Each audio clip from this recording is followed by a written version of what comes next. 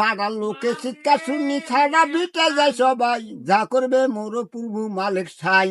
দৌড়া দৌড়ি আসে সবাই আলো নইয়া হাতে, দেখে একটা ছেলে বান্দা খেজুর গাছের সাথে।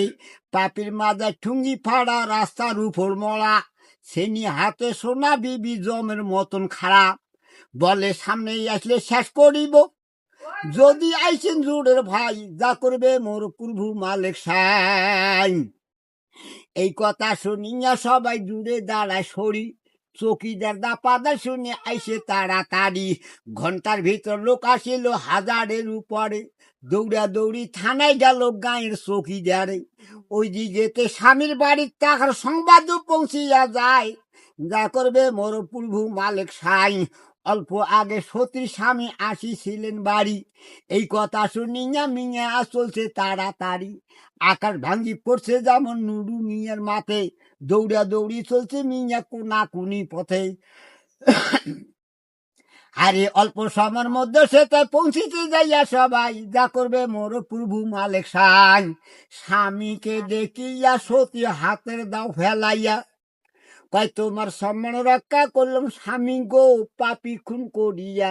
এই বলিয়া স্বামীর কোলায় ঢুলিয়া পড়িল, সর্ব অঙ্গ শীতল হইয়া দাঁত লাগি গেল।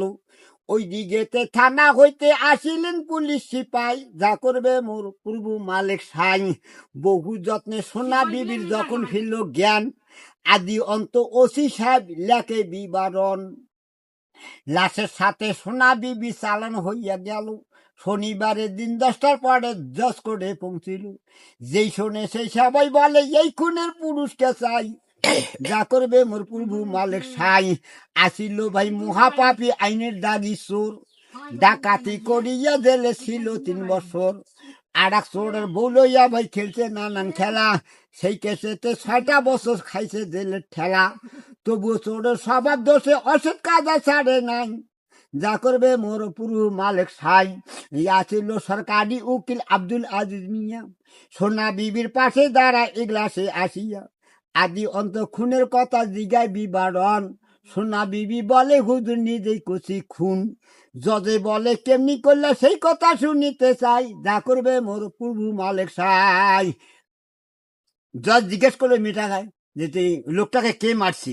মেয়েটা কয় স্যার আমি তাকে নিজ হাতেই খুন করছি। জজ কয় মা তুমি তাকে নিজ হাতে খুন করেছো ঠিকই, কিন্তু ওই লোকটা তোমার কাছে কি অপরাধ করছিল? এখন মেয়েটা জজের কাছে জবানবন্দি করে।